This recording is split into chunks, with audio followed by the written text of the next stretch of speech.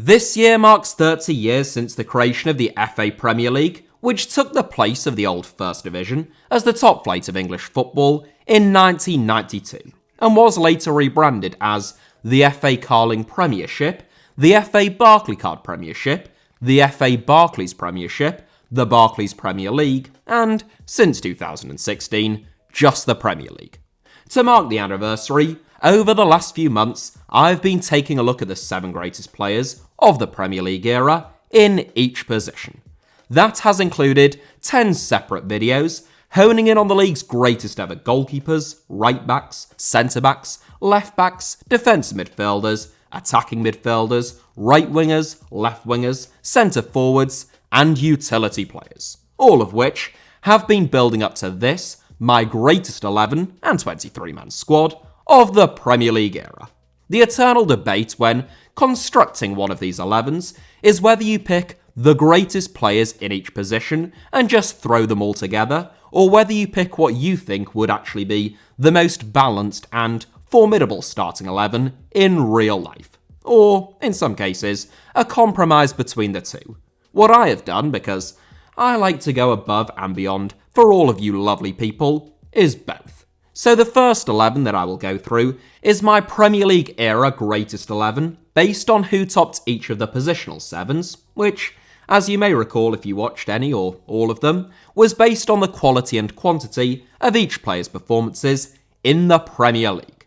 My second 11 is what I actually think would be the most formidable and unbeatable 11 that you could possibly assemble, made up only of Premier League legends, which I personally think is genius, so stay tuned for that. And then right at the end, I am going to share my pre-Premier League era English football greatest 11 very quickly, because football in England did actually exist before the Premier League for quite some time, and those stars of yesteryear deserve some love as well. I know, I spoil you rotten, but you are worth it. Well, most of you anyway. Since there are 3 11s to get through, rather than 1, I'm not going to go player by player as I normally would, since we would be here all week. Instead, I'll just go position by position, so my keeper, my defenders, midfielders, you get the idea. It will be absolutely brilliant, I promise. Without further ado then, and apologies if I sound a bit like death, but just thank your lucky stars if you are one of those people who are fortunate enough not to suffer from hay fever. Here is my greatest 11 of the Premier League era, starting with the 11 that is based upon simply the greatest Premier League players in each position. Goalkeeper, Peter Schmeichel. Pretty straightforward this one. Peter Schmeichel topped my goalkeeper's 7, narrowly ahead of Petr Cech, so it is the Great Dane who starts between the sticks in our first 11. At his peak, Schmeichel was probably worth 10 points a season to Manchester United, even compared to if they had someone who was solid but not spectacular in net. Throughout his 8 years at Manchester United, and to a lesser extent, his 2 seasons with Man City and Aston Villa, Schmeichel had a presence about him that no other Premier League goalkeeper has been able to replicate either before or since, in terms of the confidence that he inspired in his back line and the fear that he struck into the hearts of opposing forwards. Right, that is enough babble from me on that one. Back 4, from right to left, reads Gary Neville, Rio Ferdinand, John Terry, and Ashley Cole. Again, I am going to be brief with this one because I don't think that there are any great surprises based upon the criteria that was used to formulate this 11. In terms of the quality and quantity of their performances in the Premier League, Gary Neville is head and shoulders above any other right-back, Rio Ferdinand and John Terry are in a league of their own among centre-backs, and I don't think anyone can really rival Ashley Cole at left-back. Dennis Irwin in relation to Ashley Cole is probably the closest competitor that any of these 4 had, based upon this criteria. Sol Campbell wasn't a million miles off Ferdinand and Terry, and Tony Adams would have been a strong candidate had half of his career not come before the breakaway of the Premier League from the First Division. Ultimately though, I think that these 4 pretty much pick themselves. The midfield, again, from right to left, reads Mohamed Salah, Roy Keane, Paul Scholes, and Ryan Giggs. Much more contentious than the back 4, I would suggest. There is stern competition for every one of the 4 midfield spots, with the possible exception of the left flank, where I think it would be quite difficult to argue that anyone comes close to Ryan Giggs on the left wing in terms of the quality and quantity of their performances in the Premier League. If you want to understand why Salah starts ahead of Cristiano Ronaldo, Roy Keane ahead of Patrick Vieira, and Paul Scholes ahead of both Steven Gerrard and Frank Lampard, feel free to go back and watch those positional sevens if you haven't already, because if I tried to explain it here, this video would be extremely long. But as I say, those 3 were all much tighter calls.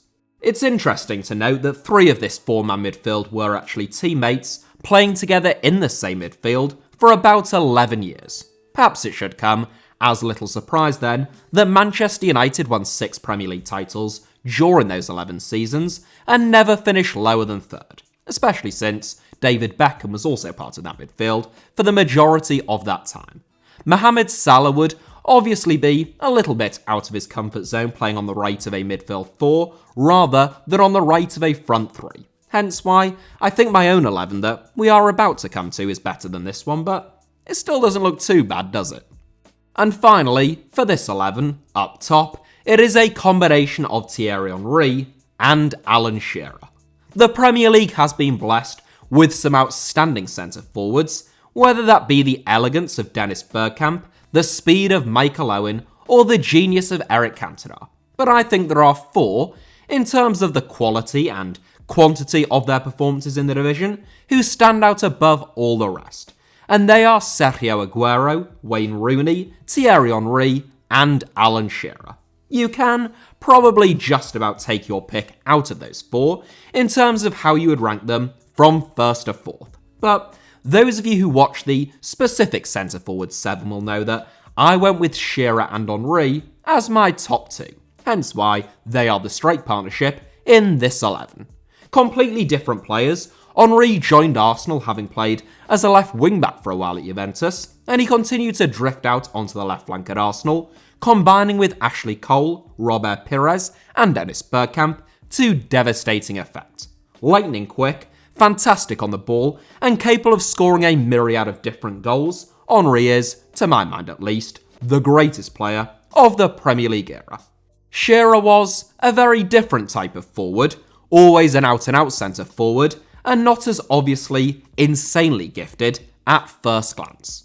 His finishing and movement during his time at Blackburn were probably the best that the league has ever seen, and at Newcastle, he became a much more well-rounded and complete centre-forward, capable of holding the ball up, scoring goals, and bringing others into the game, as well as just about anyone else. I have absolutely no idea how the 2 of them would combine in a strike partnership, but that is not something that I have to worry about with this 11. That's for the next one. The rest of the 23-man squad, using the same system of those previous positional videos, including the utility one, reads Petr Cech, Edwin van der Sar, Kyle Walker, Sol Campbell, Dennis Irwin, Patrick Vieira, Frank Lampard, Steven Gerrard, James Milner, Eden Hazard, Cristiano Ronaldo, and Wayne Rooney. Admittedly, James Milner does look a little bit out of place there, but he topped the utility players 7, hence why he had to make the squad, and he would be a very useful player to have around, even in a squad as gifted as that one. Alright, now for what I think would actually be the most formidable 11 of the Premier League era, with the shackles taken off. The only restriction that I put on myself with regards to this 11 is that I could only pick from the players who at least featured in the series up to this point, so they had to be at least one of the 7 greatest players of the Premier League era in their respective positions. Meaning that, whilst I could pick them at the peak of their powers, that would ensure that they were all still Premier League legends.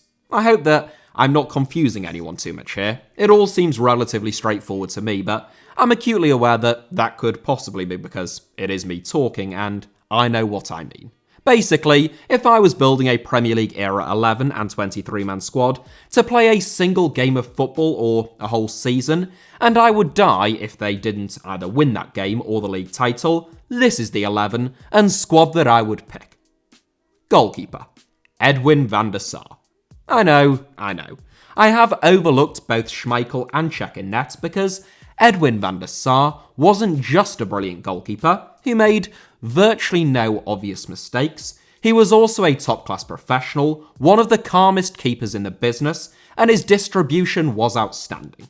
He was far better with the ball at his feet than either Schmeichel or Cech, and since I needed a keeper who could play a bit, playing it out from the back, he is my choice, and I'm pretty happy with it. You might not be, but hopefully, if you are not, it will make a little bit more sense when you see the rest of my team. The back four reads Kyle Walker, Rio Ferdinand, Virgil van Dijk, and Ashley Cole. Alright, this one might boil some piss. I suspect, depending upon your club allegiances, and even if you are just a neutral, there will be two big question marks about this one. The first one, I suspect, is where the hell is John Terry? And the second one, I would imagine, is what is Kyle Walker doing at right back? I will start with JT, who made the initial 11 and is, as I said, either the greatest or second greatest centre-back of the Premier League era. Now, that isn't the criteria for this 11, however, which is just a case of building the best team. And I am strongly of the opinion that Rio Ferdinand is the greatest centre-back to have ever graced the Premier League. I think some people's perceptions are slightly distorted by the fact that Terry was probably a little bit better in his last few years in the Premier League before dropping down into the Championship with Aston Villa than Ferdinand was in his last injury-disrupted season at Manchester United, the season after Sir Alex Ferguson retired, and certainly in his regrettable final season in football with Queen's Park Rangers. However, that is just a snapshot of the last few years of their careers, when he first broke through at West Ham, then at Leeds United, and eventually at Manchester United following two record-breaking transfers. Rio Ferdinand was the outstanding centre-back in all of English football. Big, strong, quick, positionally excellent, brilliant on the ball, accurate in the pass. I really could go on. There was virtually nothing that Rio Ferdinand couldn't do as a centre-back, and given that his spot in my 11 was never up for debate, it was just a question of who would be the best player to partner him at centre-back in my 11. Virgil van Dijk only just snuck into my greatest centre-backs of the Premier League era 7 in 7th place by virtue of the fact that he hasn't played in the Premier League or at the highest level for nearly as long as a lot of other candidates. Nonetheless, he is a really special centre-back. His physical attributes, combined with his defensive fundamentals, are superb, and whilst I don't think his passing or technique are as good as Rio's were, they are still excellent by centre-back standards. Together, I just think these two would be absolutely rock solid defensively and a brilliant foundation in terms of starting attacks. As for Kyle Walker, I was always of the opinion that he was slightly overrated, and that whilst brilliant on his day, he always had a mistake in him, especially against top-class opposition and on the biggest occasions, relying far too much on that really incredible pace, so much so that when it couldn't bail him out, he would end up doing something a bit stupid. I still think that that is an accurate description of Walker during his time at Tottenham, and I have no doubt that he still has that moment of rashness in his locker. But for the last 3 seasons at Manchester City, he has very rarely revealed it. Walker is still lightning quick, he is brilliant in one-on-one situations, and his positioning has come on leaps and bounds. He is the only fullback who I've seen Kylian Mbappe lack the belief to run at and try and take on, and I don't think that the Frenchman is alone in that respect. So Walker is my right back, on the basis that it is the Kyle Walker of the last 2 to 3 years at Manchester City, and not the younger, more hot-headed version of him. My 3-man midfield is made up of Patrick Vieira, Fernandinho, and Kevin De Bruyne. I think there is very little to split Roy Keane and Patrick Vieira, who are the 2 greatest midfielders of the Premier League era, at least as far as I'm concerned, and I would have zero complaints about swapping the Frenchman for Keane in this 11. I picked Vieira purely because of his ball-carrying abilities that were better than Keane's. Meanwhile, both had incredible energy and presence about them, in addition to their obvious leadership skills, their ability to win the ball back, and their willingness to be direct and to drive the team forward in possession. There are a handful of greater Premier League midfielders than Fernandinho. I could have played both Keane and Vieira if I liked for a start, and I did feel torn about including him for that reason. I've no doubt that it will be an unpopular decision among those of you in the comments, as it was with me in a sense. So I get that. But ultimately, I just couldn't escape the fact that I think this team needed a proper destructive defensive midfielder rather than two box-to-box players like Keane and Vieira, and there wasn't anyone who I could put in that role who I felt more confident or more relaxed about when I looked at my 11 as a whole than Fernandinho at his best. I am playing down his talents a little simply because of the calibre of player that I have left out to include him, but I do think that Fernandinho was Manchester City's most important player in the 2017-18 season, and arguably the league's best player during a campaign in which he was relentless out of possession and practically faultless when he had the ball. So the Brazilian features because I think that he just makes us a better team than anyone else, which is the same reason why every player features, but I felt the need to explain that one a little bit more because he wasn't someone who I expected to pick when I first sat down to draft my team. Kevin De Bruyne, I think, picks himself. He is the most talented midfielder to have played in the Premier League, and by the time he leaves Manchester City, he will most likely make the first 11 in this video, as well as the second one. The three players up next would have a field day with him playing in behind them, and those three players are Thierry Henry, Alan Shearer, and Cristiano Ronaldo. Nah, come on. If that's not a frightening forward line, I really don't know what is. Cristiano Ronaldo, given that this is his peak in the Premier League that we are talking about, would be making constant runs inside. He has got Patrick Vieira and Fernandinho in midfield, meaning that he would have very limited defensive responsibilities, which is just the way that he likes it, and Kyle Walker marauding down that right flank on occasion to offer additional width. The deliveries of Ashley Cole and Kevin De Bruyne into the box from the right and left flanks respectively would be a dream for both Shearer and Ronaldo. Meanwhile, Henry is obviously reunited with Ashley Cole on the left flank and would also be making constant runs between the opposing right back and centre back, with his compatriot and former teammate Patrick Vieira providing for him, in addition to Kevin De Bruyne. No, I don't take these fancy 11s too seriously at all. I don't know what you're talking about. In between Henry and Ronaldo, you have got Alan Shearer, and we are talking about 1995 or 1996 Alan Shearer here, who would score 50 plus goals in this team. Of that I have no doubt, and at least 40 in the Premier League alone. Heck, he scored 34 in a season in the Premier League at Blackburn. Maybe I'm being too conservative even with that prediction. But either way, I suspect that this team as a whole would breeze past Manchester City's record of scoring 106 goals in a Premier League season, which they set during the 2017-18 campaign. Just imagine the pace, power and precision of this team on the counter-attack, with Kyle Walker and Ashley Cole flying up the pitch from fullback as Fernandinho slots in alongside the two centre-backs, Van der Sar, Van Dijk and Ferdinand, all capable of playing pinpoint long balls out wide to either flank or into the feet of Vieira and De Bruyne.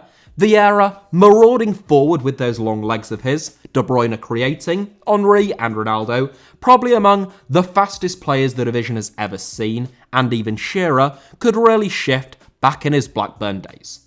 Frightening. I think that it would be a great game, but I'm pretty sure my second 11 beats my first 11 probably 7 or 8 times out of 10. Which makes sense, I guess, given that the first one is just a mishmash of the greatest players of the Premier League era in each position, based upon the criteria that I have used throughout this series. Meanwhile, the second one was designed with the express intention of winning games and league titles. To that end, the rest of the 23-man squad for the second group includes Peter Schmeichel, Petr Cech, Trent Alexander-Arnold, John Terry, Ricardo Carvalho, Dennis Irwin, Roy Keane, Paul Scholes, Yaya Toure, Mohamed Salah, Gareth Bale, and Wayne Rooney. I would explain why, but I suspect that you are all sick of my voice, especially plagued by hay fever by this stage, and there is still the small matter of my pre-1992 English Football Greatest 11, which looks like this. In goal, I have gone for Gordon Banks, narrowly ahead of the likes of Bert Troutman, Pat Jennings, Frank Swift and Neville Southall. My back four, from right to left, is Roger Byrne, Neil Franklin, Bobby Moore and Eddie Hapgood, with Graham Souness sitting in midfield, Bobby Charlton ahead of him, Stanley Matthews on the right flank, Tom Finney out wide on the left, George Best playing in a free role behind the centre forward, and Jimmy Greaves up front, with roughly 400 honourable mentions, not least John Charles, who only misses out because he went to Juventus and only actually spent one season in English football's top flight. So that is it for today's video. I hope that you enjoyed it. If that was the case, why not hit the like button? Thank you all very much as ever for watching. Feel free to leave a comment if you have any thoughts or abuse for me. And make sure you're subscribed and have notifications turned on for HITC Sevens. You can also find me on social media, on either Twitter or Instagram, via the username @HITC Sevens on both, should you wish to do so. Peace.